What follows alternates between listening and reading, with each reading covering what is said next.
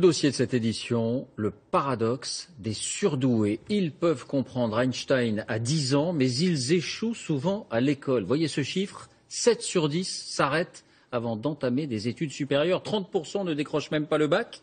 Alors pourquoi? Eh bien la réponse se trouve, semble-t-il, à l'intérieur du cerveau. 3 chercheurs lyonnais viennent d'achever une étude sur 80 enfants. Grâce aux dernières techniques de résonance magnétique, ils dévoilent un début de réponse. Dossier réalisé par Isabelle Saboureau et Valentin Cruard. Ryan, 12 ans, et Timéo, 10 ans, sont 2 enfants précoces au QI bien supérieur à celui de leurs camarades.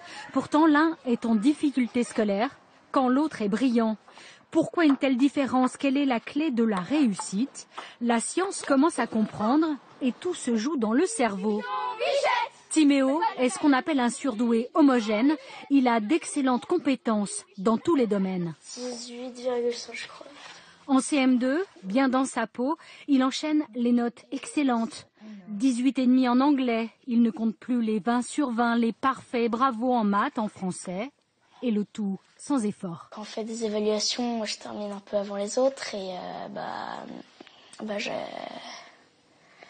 j'ai plus de facilité en gros. Le fait qu'il soit intéressé, plus sa mémoire, il se contente de l'avoir entendu une fois, un cours. Voici son dossier. Pour Ryan, en revanche, c'est beaucoup plus compliqué. Tout aussi intelligent, il est en 4e avec 2 ans d'avance. Mais depuis la maternelle, il se met à dos tous ses professeurs. S'amuse en cours, n'écoute rien. Malgré les remarques, parle, écrit, 1 heure de colle.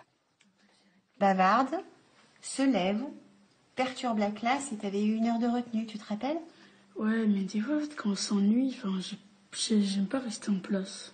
Ryan a des facilités pour comprendre, il a des facilités pour apprendre, il peut travailler très vite, mais il a des difficultés à s'adapter aux règlements, aux règles de l'école.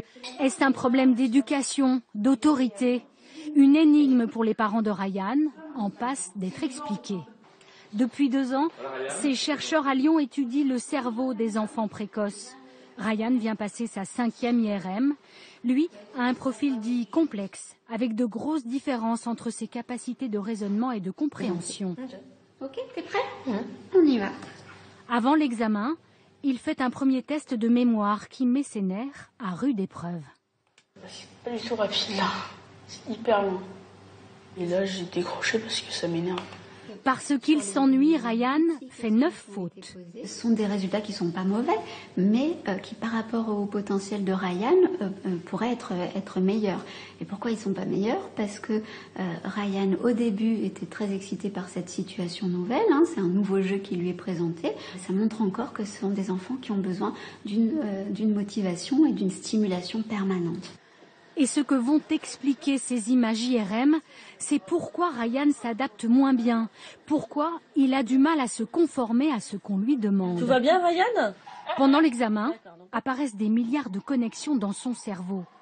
Contrairement à Ryan, les surdoués qui réussissent mieux ont une activité plus intense dans cette zone en rouge, celle qui leur permet de mieux contrôler leurs réactions et de mieux planifier leur travail.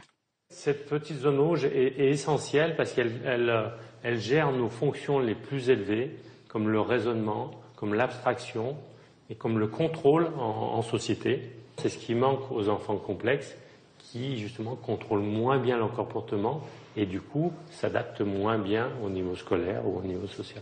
Une découverte décisive pour aider ces enfants précoces en difficulté.